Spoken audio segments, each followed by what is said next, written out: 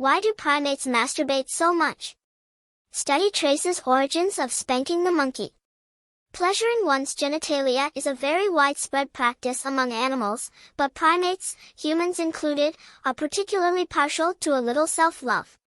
This might be because our hands are much better suited to the act than the limbs of most other creatures, but biologists suspect there is more to it than that.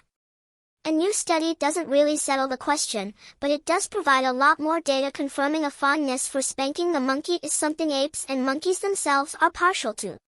In one sense, it is not hard to work out why animals choke the chicken. It feels good. This hasn't stopped evolutionary biologists from puzzling over it, however. As a paper in Proceedings of the Royal Society notes, it does not directly increase survival prospects and, by definition, occurs to the exclusion of reproductive partners, while incurring costs in terms of time, attention, and energy. Unless there is some evolutionary benefit, strict evolutionists argue, wankers should have been less likely to pass on their genes than those more abstinent, leading over many generations to the practice becoming rare.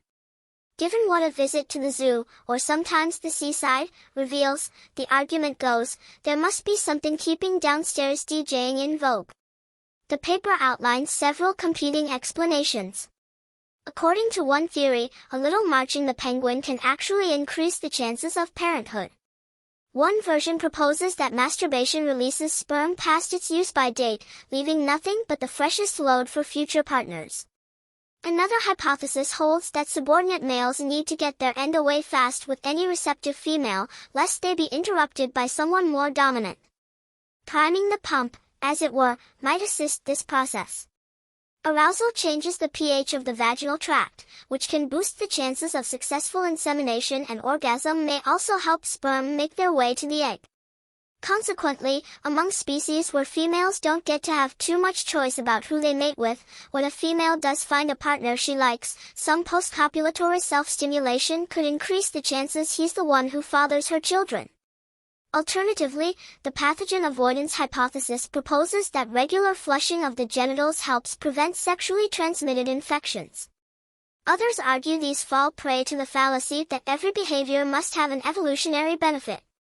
Perhaps masturbation is just a byproduct of how good partnered sex feels, something whose evolutionary value is not in question, and isn't damaging enough to be selected against. Despite all this theorizing, the paper's authors note, there is little systematic comparative research into this behavior, something they have set out to correct. Using 246 published papers and questionnaires to 150 primatologists and zookeepers, Dr. Matilda Brindle of University College London and co-authors looked into which species have been spotted giving themselves a hand. They then tested these results against predictions based on various explanations. For example, some hypotheses predict we should see a lot more masturbation in animals where females have multiple partners than in monogamous species. Others would anticipate the ultimate safe sex to be most common in those prone to bacterial infections. The study reveals masturbation runs deep in the primate family tree, most likely having been a pastime of the last common ancestor of monkeys and apes. Other primates are less partial, suggesting it may have evolved after we split from lemurs and lorises, the latter perhaps being slow adopters.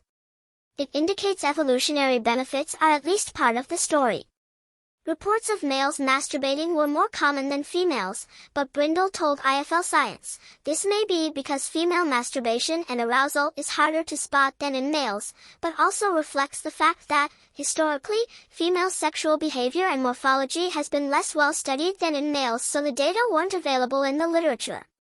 We found support for coevolution between masturbation presence and mating system in male, but not female, primates, the authors write.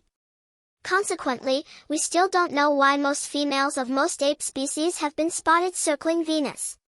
Pathogens don't seem to explain why some branches of the primate family tree started masturbation, but once it took hold, male primates prone to genital infections, however, appear to know when they are onto a good thing.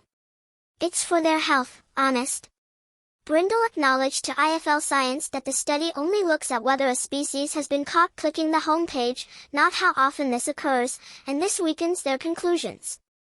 We aimed to collect data on masturbation frequency too, but didn't have enough to conduct meaningful analysis. We're hoping that as more data becomes available we can address this in a more nuanced light. The findings suggest several evolutionary explanations probably play a part in making DIY a favorite primate sport. They offer less support for the idea that it's just an outlet for individuals whose sex drive isn't being met in other ways, since so many of the reports related to solo fun immediately before or after sex. Sex researchers are often hindered by difficulties in getting honest answers. Although Brindle and co-authors couldn't ask their subjects directly, she told IFL Science there were no such troubles with the zookeepers and primatologists. We have great colleagues who took our questionnaires in their stride and were enthusiastic about helping out. In my experience, most zoologists have been completely unfazed, albeit amused, by our research, she said.